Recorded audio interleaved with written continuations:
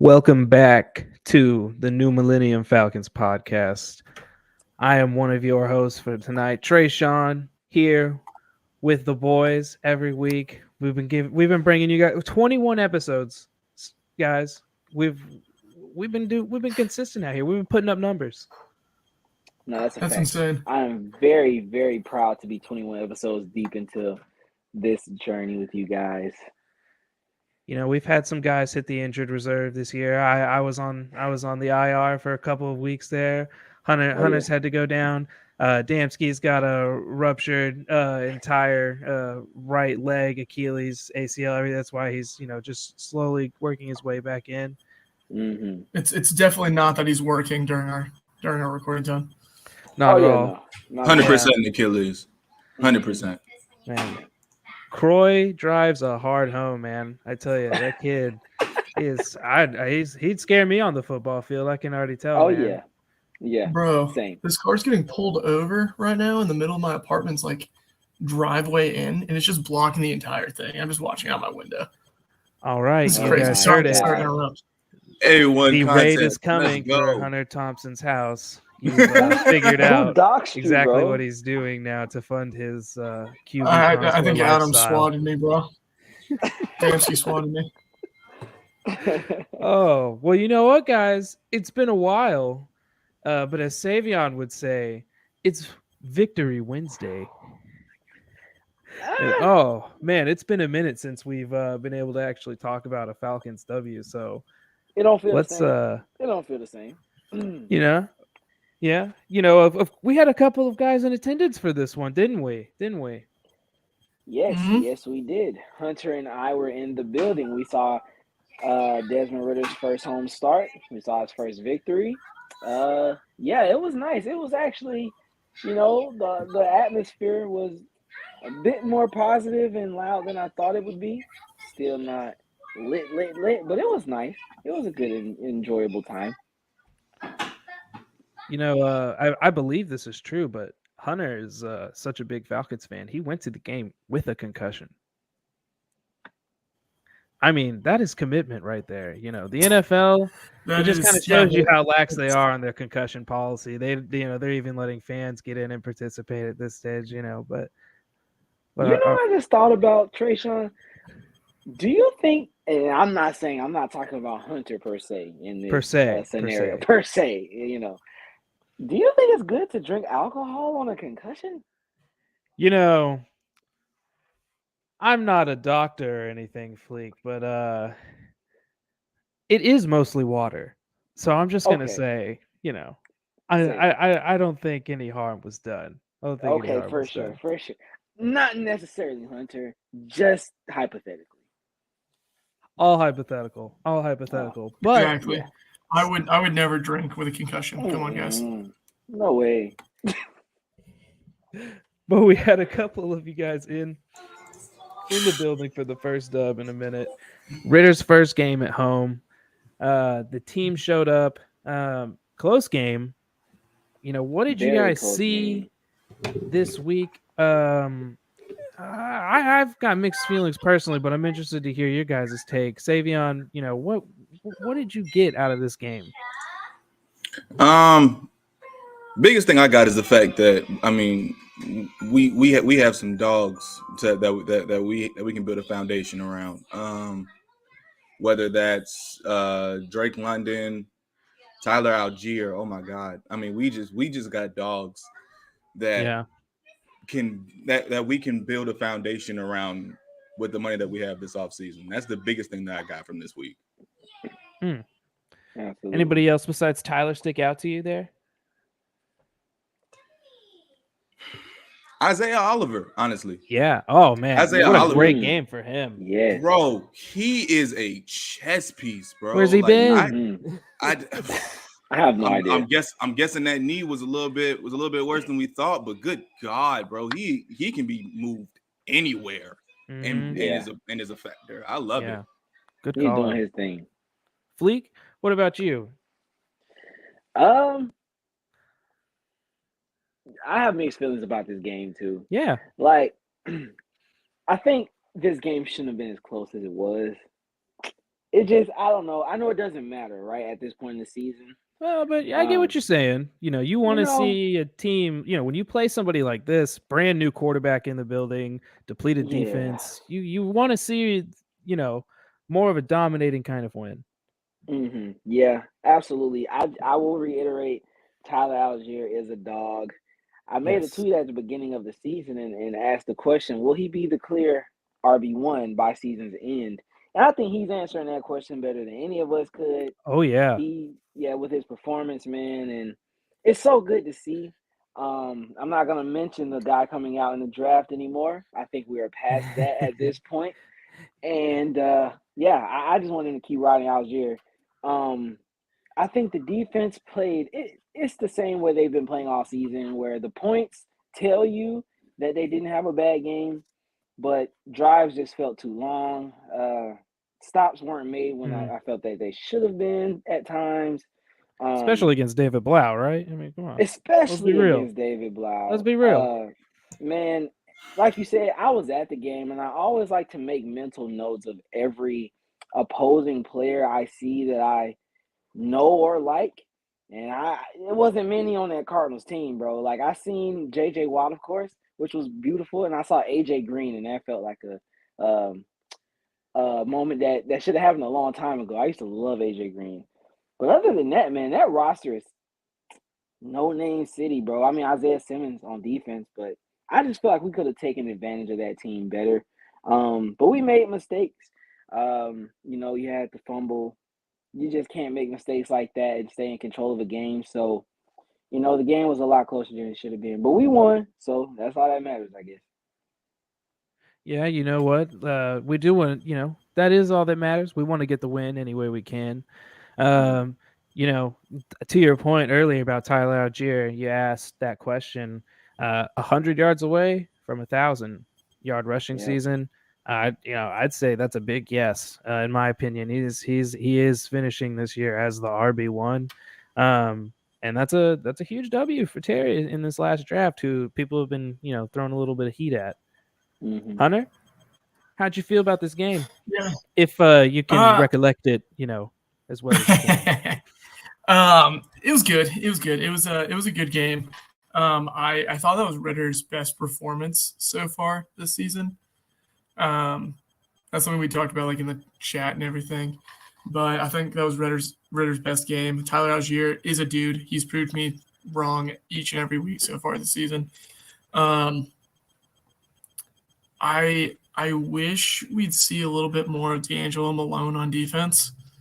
Yeah. He's kind of a baller whenever he comes on. He brings a nice motor and everything. I at this point in the season, I want the rookies to be like getting most snaps, and it feels like a lot of them are, except for him, because we've seen Troy supplant Michael Walker as the starting backer. We've seen Algier take the role from CP. Ritter took the role from Mariota, depending on how you feel about Mariota, whatever. But like I want to see Malone and AK terrorizing the edges, and I feel like neither one's really getting tons and tons of like consistent reps. I mean, Lorenzo Carter hasn't played bad by any means, so like I can understand why you keep them off the field. But there's zero reason I think Ogundeji should be getting as many reps as he is over those two other edges right now. For sure. You definitely want to see these young guys get in over, undrafted free agent in his second year who is kind of, I think, it'll obviously depend on how we fill out this roster, but I think he's played his way off this team this year. Shout out to our boys out of your Falcon mind. Evening, boys. Man, y'all know my 12-year-old could be out there getting 150 against that defense. Yep. Man, the Cardinals defense had nobody. Nobody. You really wanted to kind of see. We all talked about it. We thought this was going to be like an emphatic W.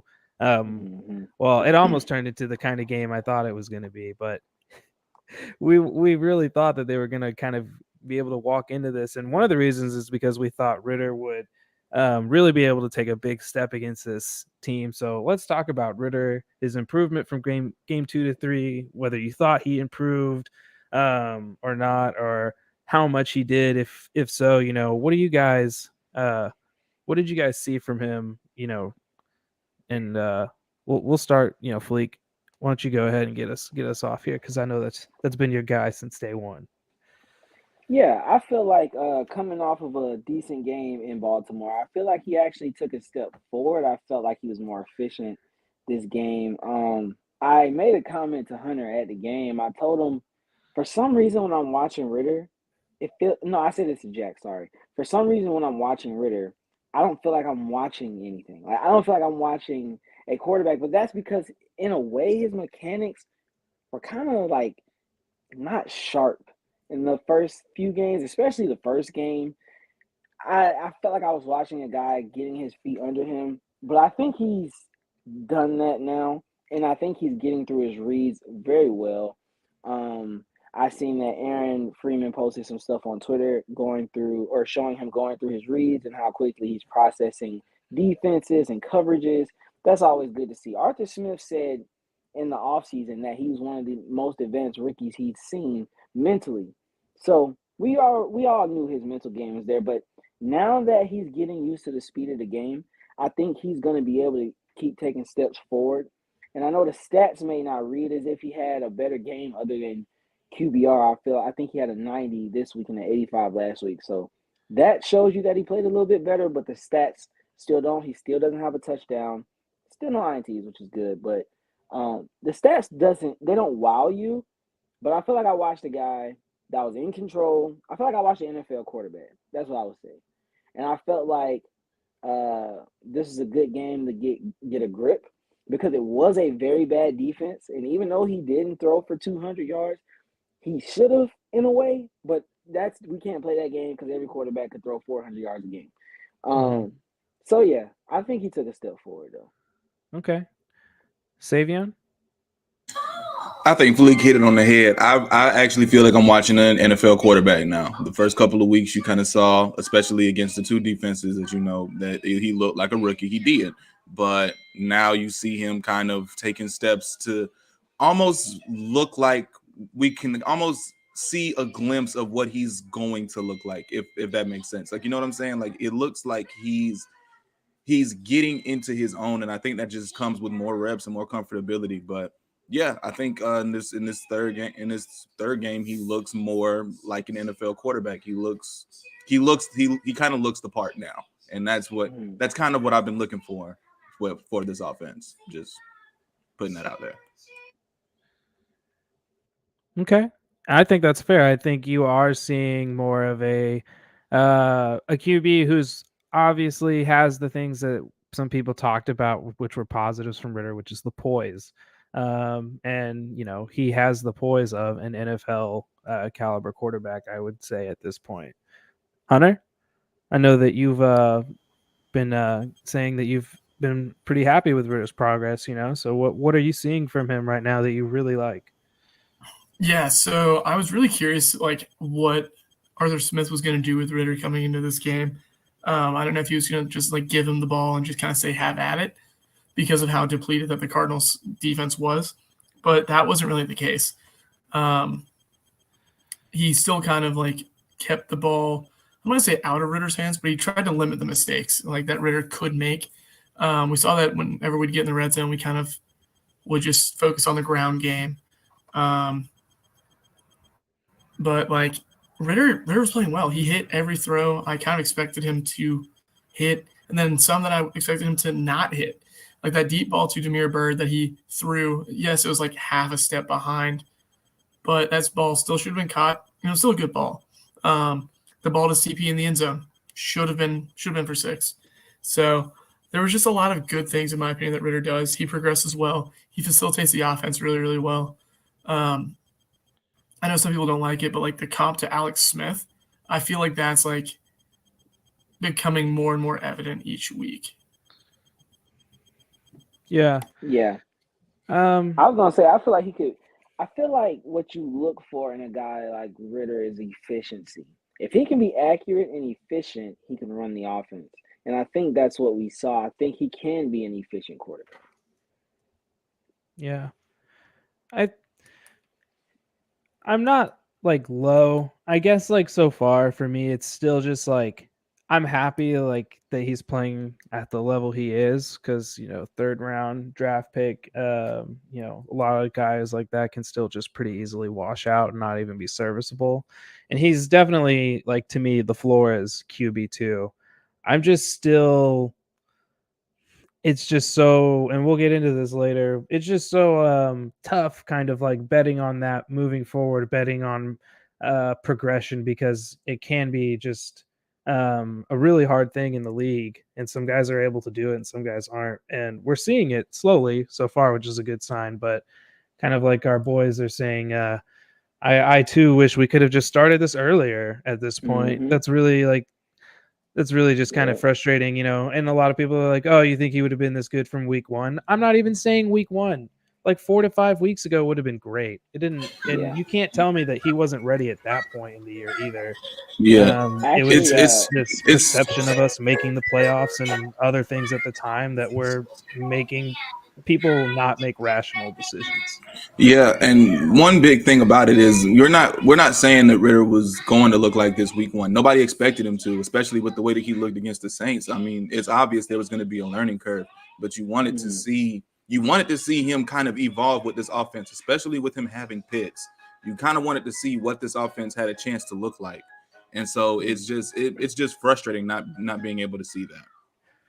Yeah. So, I Arthur think we'll Smith. ask and see if this built off your frustration. Do you think that, and this isn't even just Ritter, I think this kind of goes across the whole board. Did we really take fully advantage of this opponent, or did we leave meat on the bone in kind of all areas of, I would say everywhere outside of special teams? Special teams was great. Special teams man, look, what do I tell you guys? Special teams. Football, Saving the Falcons, man. Football Outsiders put special teams for us as like a 1.2%, and I was a little upset because they put the Arizona one at -12. It's like, no, Arizona didn't lose during special teams. No, we won because of special teams. We made special teams plays. So very good special teams. But I mean, outside of that, it kind of felt like we talked about earlier, a little underwhelming. And I don't know, Hunter, you used this language earlier, and I kind of felt like this, and maybe this is why I feel like I felt like he had a good game. I don't know if it was substantially better than Baltimore. It was definitely more consistent from the beginning, I will say that.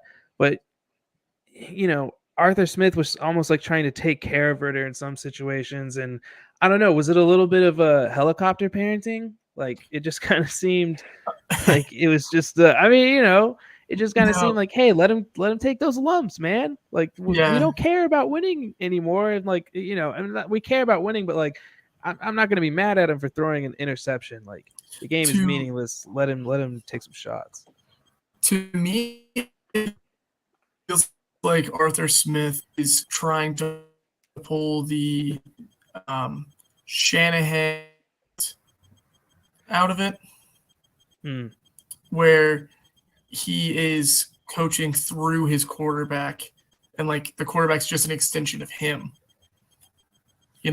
Like, okay, how McVay had Goff, pretty deep, like what Shanny did with Garoppolo and Nick Mullins, and now Brock Purdy, where like, this is me playing quarterback as opposed to having a quarterback to facilitate the offense, like what Matt Ryan did for Shanahan, or what Matt Stafford has done for McVay, like the thing that takes the offense to the next level. Very well said. That is very well said. What about Savion? Yeah, I was going to say Savion Fleek. When it comes to the play calling for Ritter, like, how are you guys feeling about it? Third game for Arthur. I kind of feel like it's funny because it was like he started out so hot with the kid, right? Throws a bomb on the first play of the first game, and then now it's almost like Hunter said, he's kind of changed his game plan a little bit. Yeah, with Arthur Smith. I'm sorry, Fleek. You want to go? No, you go ahead. So with Arthur Smith, you can kind of see that he like evolves his play calling. Like, he kind of sees that he sees what works and what doesn't. And I feel like that's what that first Saints game was like, all right, what can I do and what can't I do with this guy? And Now, I mean, I think that the running game was doing phenomenal. I mean, some of the holds that Algier and CP were running through, I mean, were just like Gaping. like my excuse me, like John said, man, Liam could have ran through those. Like it was very running back friendly. I can say that. But I think that with it being quarterback friendly, it had its moments, like it had its moments where there were like the crosser to Michael Pruitt. That was an easy read for whenever the linebackers shot up. That was a quick 1-2 and put it out. So I mean, it's just he had his moments where he did make it a quarterback friendly offense, but it was it was okay. Yeah, I was happier with it than the first two because I even came on here and said I felt like he should have held Ritter's hand more in the first game, especially the first game. But Savion, now that you broke it down like that, I could kind of see that going into New Orleans and pushing this dude to the limit because we all know Arthur Smith will let you die by fire, so he'll push you to your limit to Who see what you knows? can and Yeah. can't do and adjust from there. So that's actually a good point, Savion. But I feel like this game plan right here was perfect for Ritter. Like I said, efficiency. Ritter is obviously not going to be out here making drastic plays and off-platform craziness, and we're not seeing anything like that. We're seeing a guy who's on the level now to be a game manager, and I feel like that's what Arthur Smith did for him this game, like you said, Hunter. And I feel like that's what's best for him right now. We don't know what he'll grow into, but another nod to Savion, when Arthur Smith was first hired, I remember him saying that, even though his offense was basically predicated on Derrick Henry, it's because he had Derrick Henry. You know what I'm saying? So he coaches to his strengths.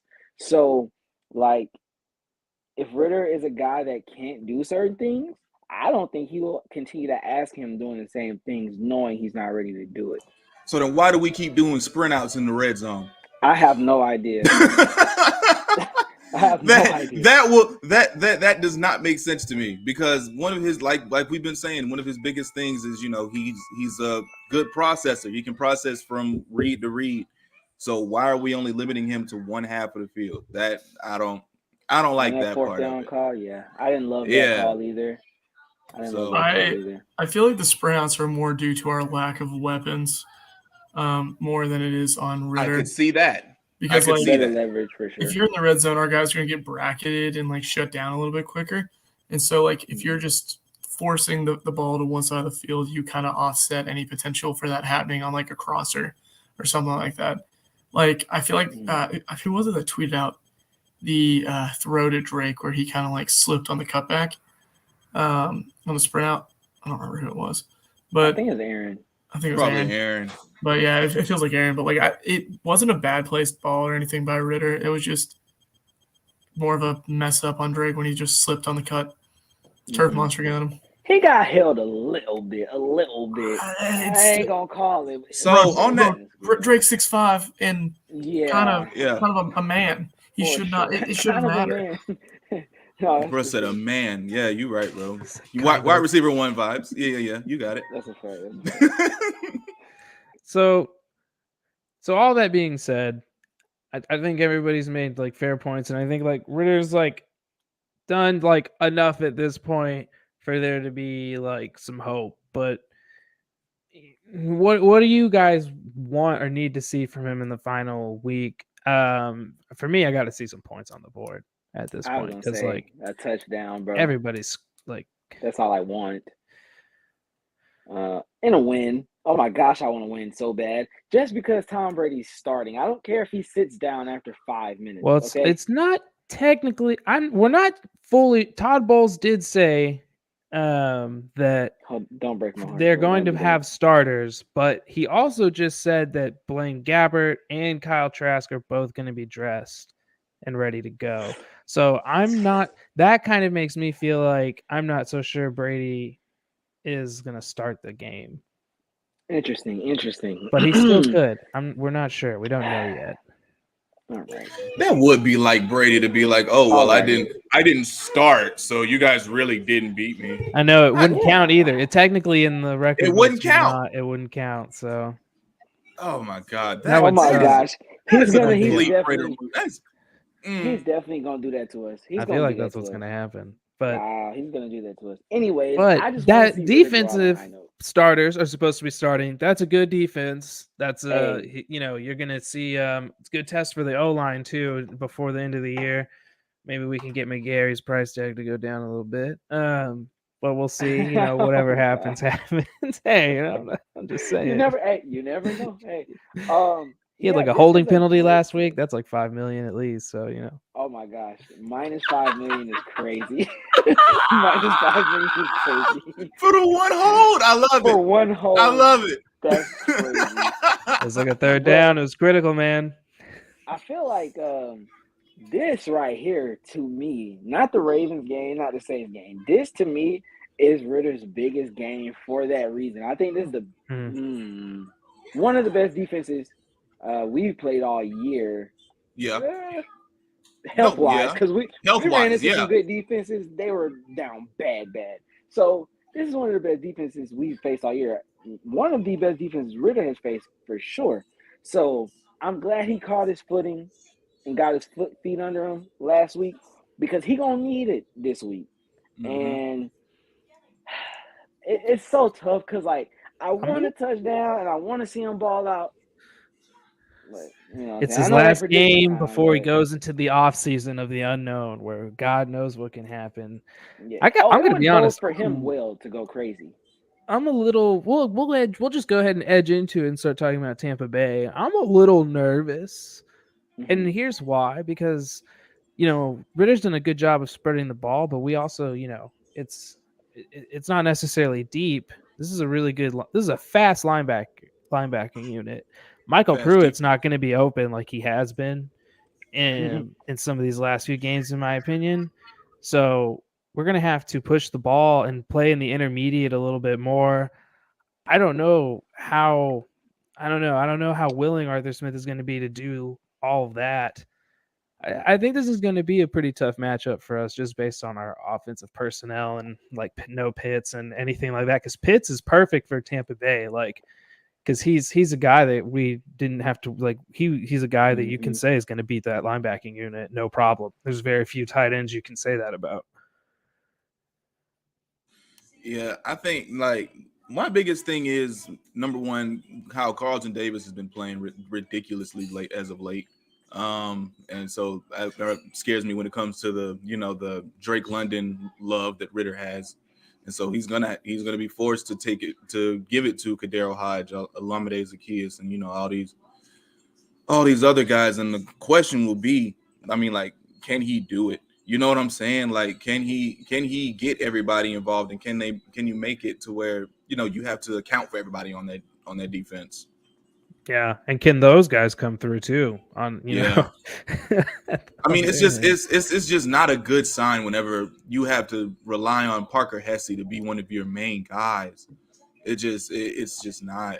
Whoa, no Parker Hesse slander right now. Sorry. That's my guy. Just in the passing game. In the passing game. It is wild to me that Ferks is just chilling. I'm like, why do we have this guy? Like, if we're gonna do a bunch of tight end stuff, we should just have him out there doing some pit stuff. Like, I don't get it, but yeah, I don't know. It's been some frustrating personnel decisions this year, but what do you guys want? What do you guys want to see from this team? What do we need out of it? Yeah, we can be honest here. We know what's on the line. I want to see Jalen Hawkins not in single high anymore. I'll say it. Okay. Yeah, I'm with that. Yeah, it'd probably be good for Richie to get some run back there too, because the problem is Richie's so good right next to the line. Richie's built like a free safety, but likes to play, like an in-box safety. He wants to play like he does. Kid loves Keanu Neal in some ways. Yeah, he likes to move forward. He wants to move forward. He wants to be aggressive and towards the ball. Yeah. Like there's that one ball that they hit Trey McBride on. great ball, perfect box out from Trey. And I was just like, man, I was like, there's nothing Richie can do there. I was like, he's not big enough to be a tight end eraser. And we're trying to use him in that tight end eraser of sorts. And it's just, that's not how he is. Yeah. I think he can handle the likes of Cade Otton, hopefully. But We'll see. Cade's, I mean, hey, you never know. You never know. We'll see. I mean, do we have a tight end eraser outside of, I mean, I don't know, maybe Troy Anderson? If he can become one. Troy's had some good reps. And he's had some not so good reps. The good thing about Troy is that he has all the physical attributes to become that. If he's able to develop his game, like, you don't have to worry. You're not saying he's not tall enough, he's not fast enough. He's and not big like enough. that's you like after that, it's just, can he be the guy to learn and develop into that, which I think there's a good chance and good hope that he can. Adam, you dropped into the perfect time, actually. Don't interrupt Trey. I was listening to his voice. No. Oh, You did. We're why are you in the back of the bus? Adam, let's see. outside of, well, I won't even say this because you're coming in blind. Do you feel like there's a tight end eraser on this team, or is there one that is primed On Atlanta? one? Yeah. Oh God, no, not even close. Who's the guy you're looking to? Do you think there's a guy on that roster that can become that? On this roster as constructed right now? Just any guy on that defense. Is there a guy that you think has the ability to become that? I have two, so I'm curious if we have the same thoughts. Closest to probably Isaiah Oliver, I would imagine. Like that. After that, like, I know people keep pegging Troy Anderson, but like, he's struggling. Like, I guess this is where you kind of see the box score stuff, like when people just watch box score stuff. But he's struggling. Like, I don't know if he's going to be the guy. His man coverage is rough. The linebackers as a whole just struggling. Like, I don't know if it's a coach. I don't know if what they're being asked to do. I don't know what it is. Tight end eraser, no. Isaiah Oliver. I mean, if you get in a situation like, we did play San Fran this year, and I think AJ had reps against Kittle. So I mean, I think that's the answer there. Is just AJ put him on whoever team is the best player and go with it. It's not Mark tight end, and I mean, he went against Mark Andrews too? He took his lumps. Yeah. So Hunter, I mean, who like, are your two guys? That's rough. So mine was Isaiah Oliver, like Adam was just saying. Like, I think he would just be on roster our best natural tight end eraser, which is why I'm shocked he didn't play more against Baltimore. Mm-hmm. And then the other 6 snaps. Yeah, exactly. Snaps. It makes Insane. no sense. And then the other one is kind of like what you were saying with Troy. Like, I think Troy is the one who, if anybody's going to develop into one, it's him because of the tools you were just saying.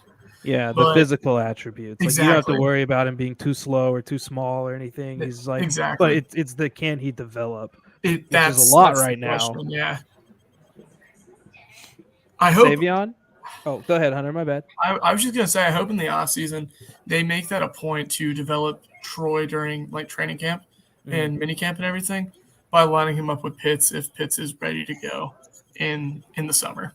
Please. I think that'd be a good way to kind of. A lot of that too, though, is going to be on Troy. Like, Troy's got to go seek linebacker training. Like, who was it that trained Debo and Floyd? I think it was a girl from Georgia. She's doing the Under Armour All American game right now. Her name's Lily. I just forget, Lily's training or something like that. She trains all those guys' footwork and linebacker and how to get out of breaks and stuff. Like, he's got to probably stay in state and seek a linebacker because Georgia breeds linebackers like crazy. Yeah. So he's got to like, it's a lot of it's footwork, a lot of it's physicality. He's really struggling there. Like, he's timid. He's got to be. Yeah, and it's byproduct of him bouncing around positions at his college, right? So I mean, that's what I'm hanging my hat on there, is that this is his first full year at linebacker, and we're gonna go and do something he's going to do so. He's going to take a next step each year, and by year 3, he should be the guy that we're all hoping that he's doing. Yeah, because when we take a step back to draft night and we look at him, when we all looked at him then, we all said this guy has the physical tools, but he's a huge project. And I think, we're seeing that, like you said, Adam, you're seeing some of the issues with the footwork. Savion mentioned a little bit of timidness. Some of these things are starting to show up because, it is that inexperience, and he is, still a project at the end of the day who's doing this for his 3rd year playing linebacker, only his 2nd playing inside.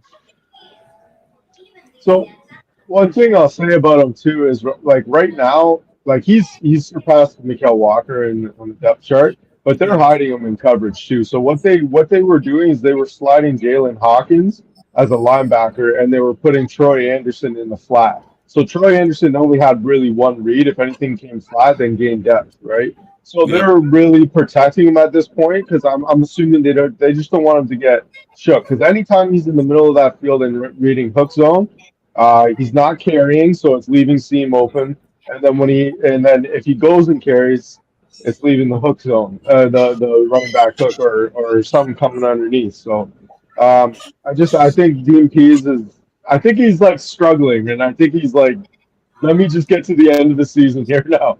This defense as a whole is really struggling when it comes to like switching off zones and whatnot. Like that third and 14 where what was it? Terrell and Hawkins or Terrell and Grant, and they were it was Terrell and Alfred, excuse me, that were trying to freaking switch off on what was it? Go and hitch or whatever it was, and they couldn't switch off of it. Alfred's late getting to the flat. It's 3rd and 14. Get off the field, like that right there. That just can't happen. And I'm looking at the stats. I know you're saying that you don't want to look at be a box score guy, but we have 11 guys that have 20 targets. 6 of them are allowing a rating over 100. So you know what I'm saying? Like that's horrible. That's horrible, bro. I would consider that advanced metrics. I wouldn't box scores like tackles. You know what I mean? Like at least you're charting like targets and receptions, which obviously goes hand in hand. I just think like Dean Pease is like godfather of coverage, and like for us to have so many blenders on a weekly basis, it's mind blowing to me, and that's why. To me, I've been firmly on get Jesse Bates and figure out the rest around him. Like he'll be back there and he'll sort everything out. Richie Grant goes to a more advantageous spot for him, and you kill two birds with one stone. Like you figure it out. But I don't know. Anyways, we're far away from the tight end race. The coverage is frustrating. Yeah, like what you were saying, Adam. I think that's the thing that's really killing us. Is honestly kind of a lack of a veteran presence in the middle, the 2nd and 3rd level. Because outside of Grady Jarrett, you don't really have a veteran presence on this defense. You can make the argument that Jalen Hawkins is the veteran of the back, but like he's decent, but I don't think he's anything more than a stopgap guy. And I don't know. I wasn't necessarily huge on the Jesse Bates train a few weeks ago, because I didn't think it was practical for him to hit the market or whatever. But like if he hits the market, we have to throw the bag at him at this point. We just have to. Like I'd rather throw the money at him than throwing it at Deron Payne at this point in time. You know what you're getting. That's my thing. We did this with TD is like we didn't want to pay the big fish, so we paid 3 little fish. Like and it just never works. Like go and be aggressive. Get that guy that's going to shut down a third of the field. Like, I'd be rather hamstrung to 3 all-stars than have just a baseline of average to below average players. Because you can make it. You got AJ Terrell. You got Jesse Bates.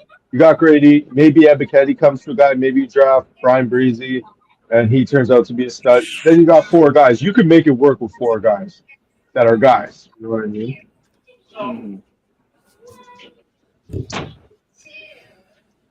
Yeah. I agree with that.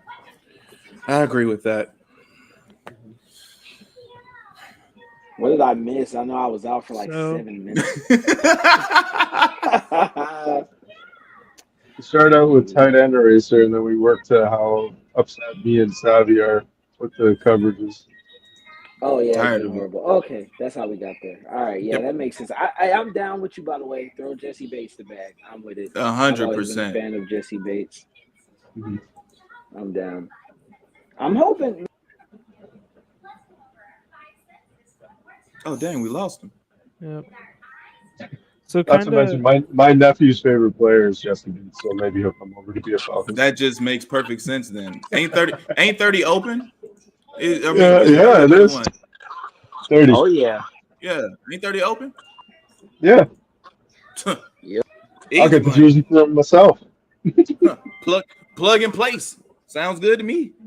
Yeah, yeah, yeah. It's, Hmm.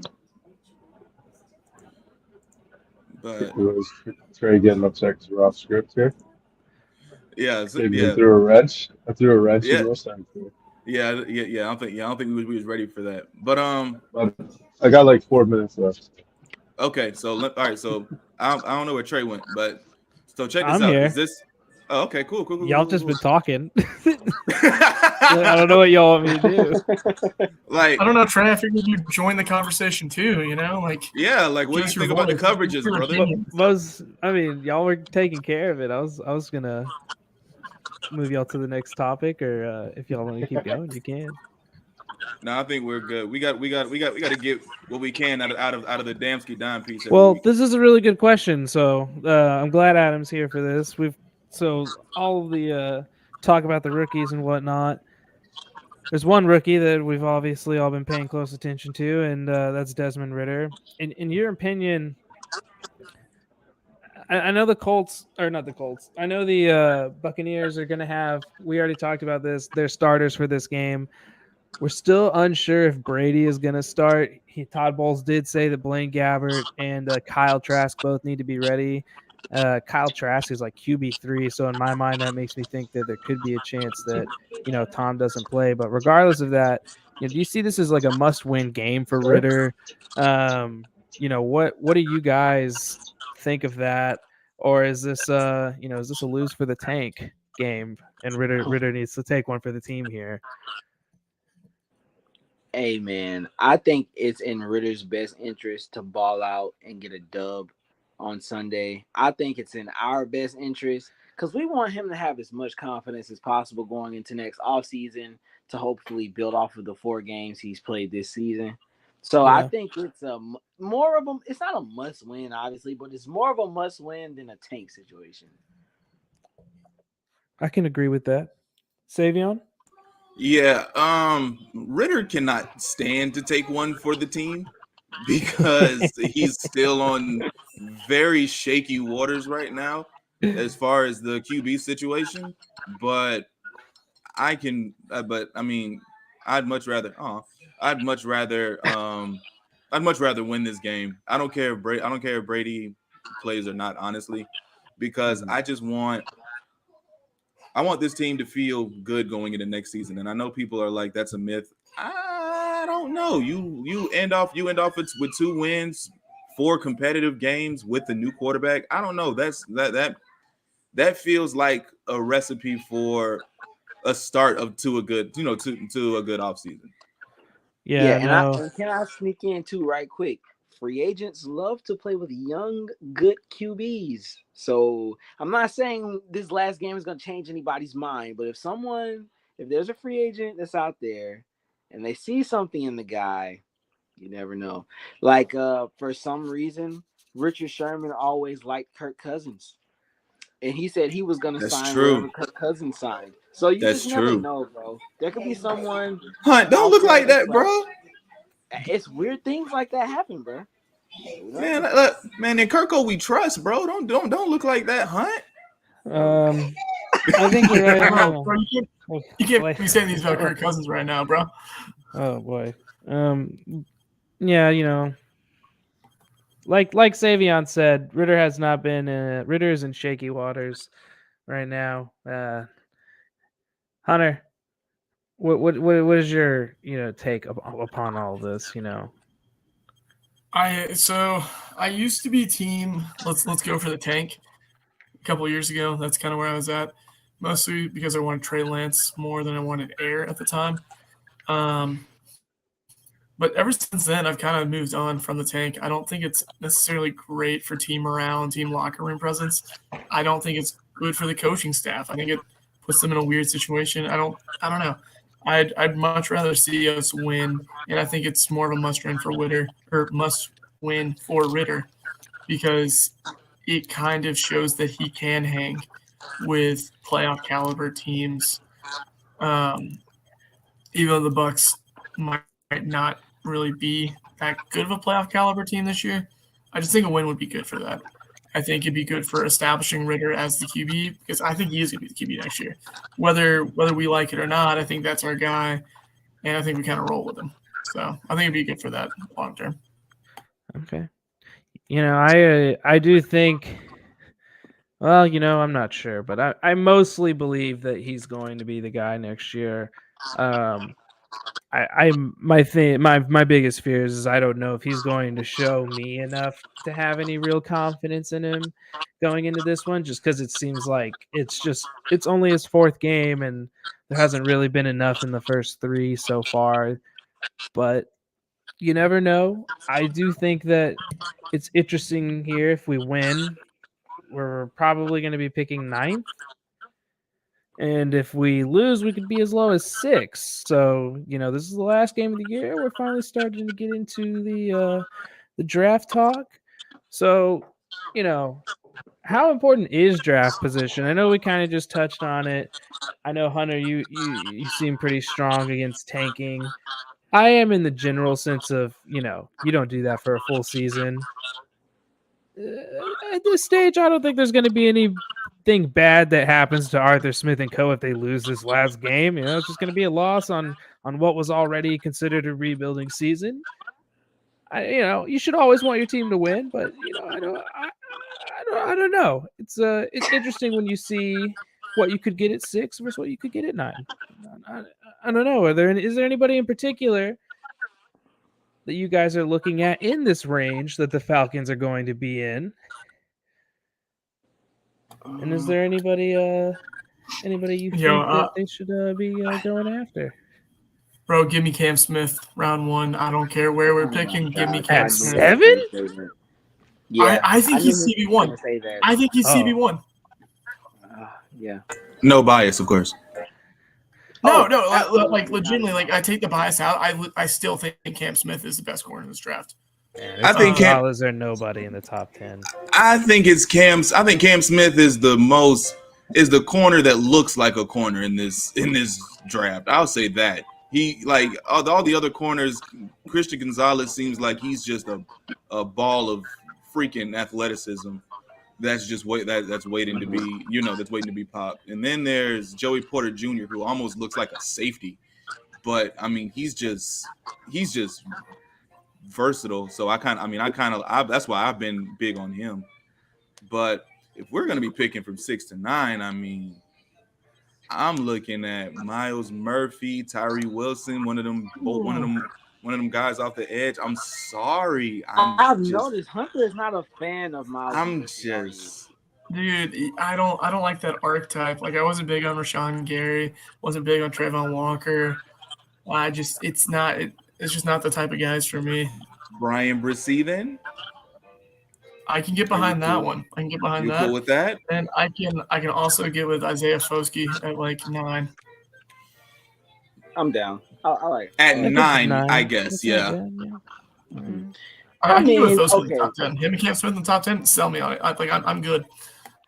So my thing is from 6 to 9, we just named like 7 guys we're good with that'll probably be there. So from 6 to 9, I get it. That's a 3-player difference. But like, well, there are also some names that weren't named that could be possibilities. Like what, Trey? I'm just saying. Like who, Trey? Who came to mind for you, Trey? I don't know. Will Levis? Is that what you're saying? Is that QB who played against Georgia this weekend? Looked pretty good. He's not making it to 6. I knew it. He's making it to 6. He could definitely make it to 6. Okay, there's people that were just calling him QB4. I see him coming out of the top 5. Bro, that's QB1.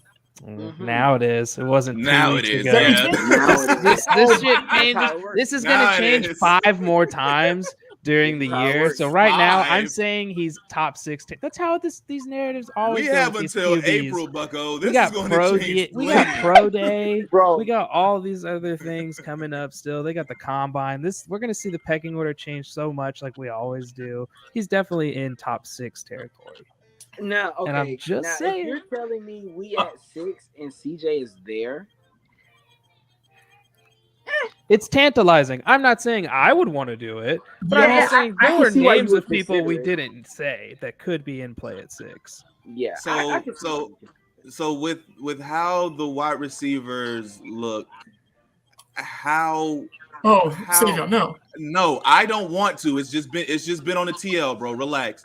How much are we really looking at a wide receiver 2 this early?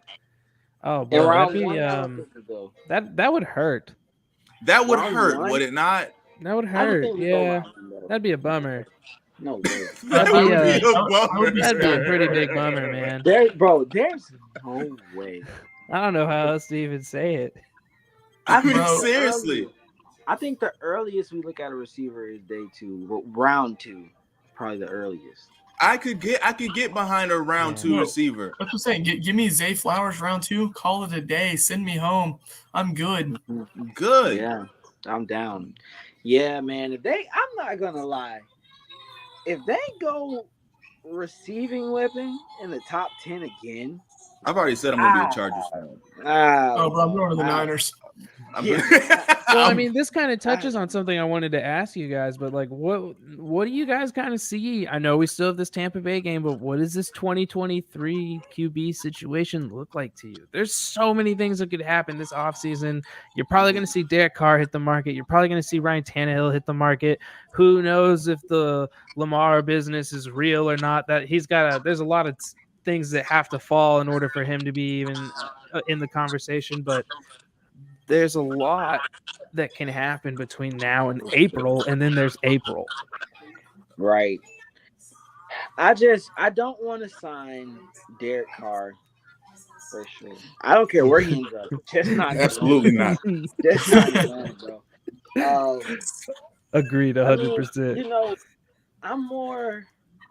I don't want Ryan Tannehill, but I could understand it because he's an obvious scheme fit because of the past history with Arthur Smith.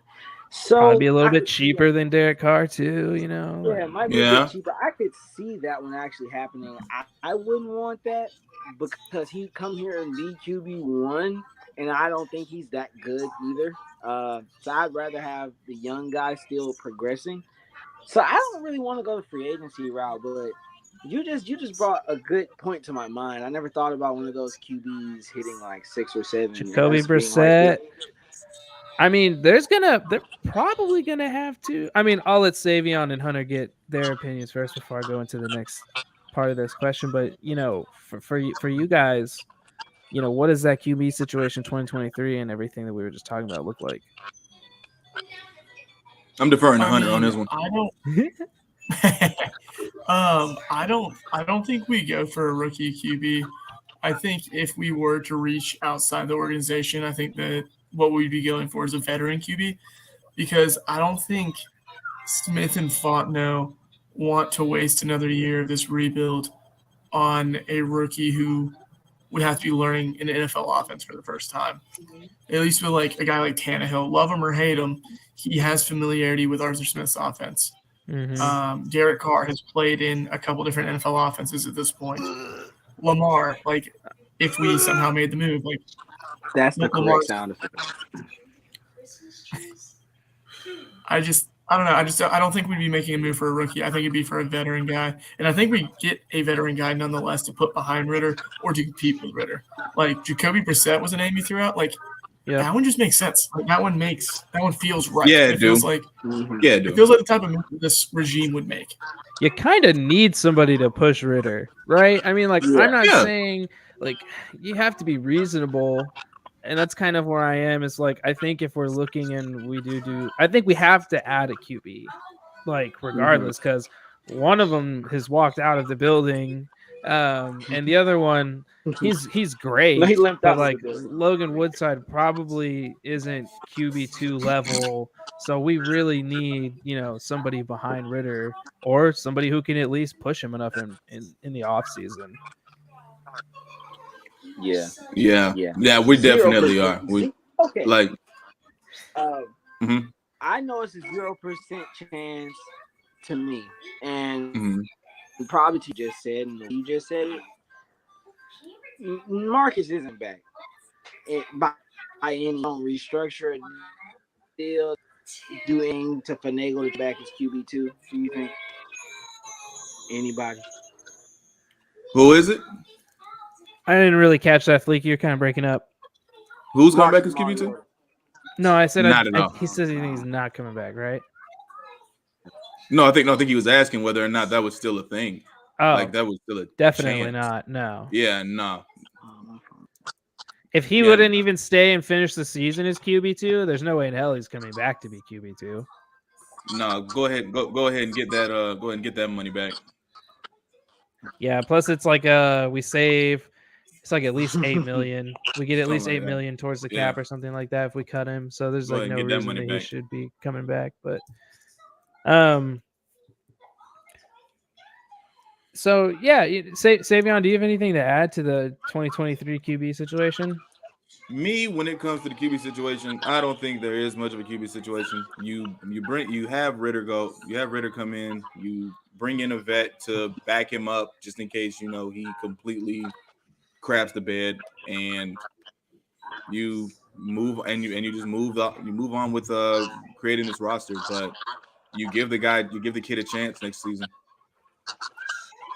Yeah, and I think obviously what makes next year really interesting is just the fact that this staff is like, and we talked about it earlier, it's just so frustrating. They really wasted an opportunity for themselves to get a better eval. And I think that's kind of what has forced it to be Ritter's going in next year at this point, because he hasn't been seen enough or done, enough one way or the other to bench him or say that he's the solution. I don't know how much patience there's going to be for this coaching staff if they come out and next year is a dud. Because like we said, they're going to sign somebody. So this team, I imagine, no matter what, is going to mess around and win, some games next year. Hopefully, it could be 7, it could be 10. Who knows what that looks like? But I don't see them being worse than this team. They can't possibly be from a roster standpoint.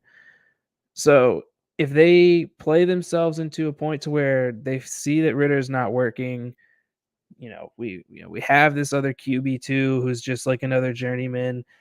That's a frustrating spot to be in, because it feels like we maybe could have like done a little bit more ahead of time to not have to let it get to that level. And I just feel like it's such a ball. It's just a risky move for this current staff, because it feels like they've made this a little tougher for themselves than it had to be. Yeah, they forced themselves to, like you said, they forced them, or I think somebody said on the tee, they forced themselves into a box. No, that was you. Forced themselves into a box on this.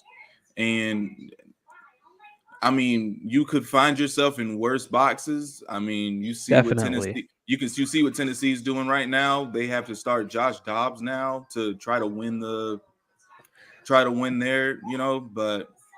And he was clearly better than Malik, and that's a guy that's never started a game of football in the NFL before. That's what I'm saying. There's way worse situations. So there's way worse situations. I mean, you could be New York Jets, and oh my God, they have a team that is ready now, but they just don't have the quarterback, and it's just like they don't have the resources to get that guy, at least not in the draft. That's gonna be Jimmy G territory, I think, for the Jets. 100%. I would love that. I seriously would love that. I have been thinking about it ever since one of you guys said it in the group chat the other day, and I was like, yo, that just makes too much sense. But yeah, that's just how I feel when it comes to us. We kind of boxed ourselves in and kind of forced ourselves to commit to saying, yeah, this is kind of our guy, unless you want to bring somebody in through the draft. And like Hunter just said, that's probably not going to happen. Yeah. Yeah. Well, I don't really have any overreactions for you guys this week. I feel like, we've kind of discussed everything in terms of, how we feel about what this game means for Ritter. Um, I don't really have anything else except, I guess, I really hope we've all kind of talked about it, but this coaching staff, I really hope they do some development, do something this off season.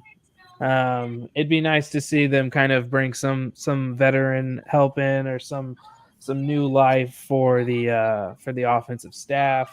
I think it I could think be great defense for needs Ritter it and too, Smith. though. Oh, defense 100%. Defense, you Like- have to bring in a totally different personnel. Yeah. Like I love Pease, but this has like been really frustrating so far. Adam mentioned it earlier. This is a guy that was like referred to as like the coverage god, and like he's like out here mismanaging his best coverage guys. Like he's, we're not making the adjustments that we fully expect. I mean, we're not getting scored on. His defense is mostly doing its job, in my opinion. I think there's about 4 games this year where they've held the other team under 17 points and we've lost. Yeah. And that just doesn't happen a lot in the modern NFL.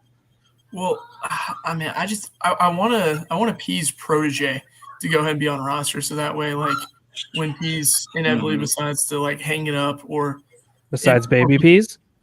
besides Baby P's, like I want like a guy who is, I want like somebody to be his right hand man who's not his son. Like Yeah. Fangio had Brandon Staley. Staley had the dude that's in Denver right now.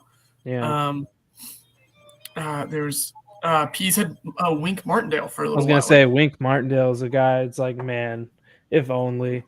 Yeah. That's what I'm saying. That would Like, be it nice. just- it'd be nice to also bring someone in who isn't in the organization, so that way they can be like, okay, listen, what you're doing, like, idea-wise is cool, but the execution in this guy dropping here and this guy going here isn't good.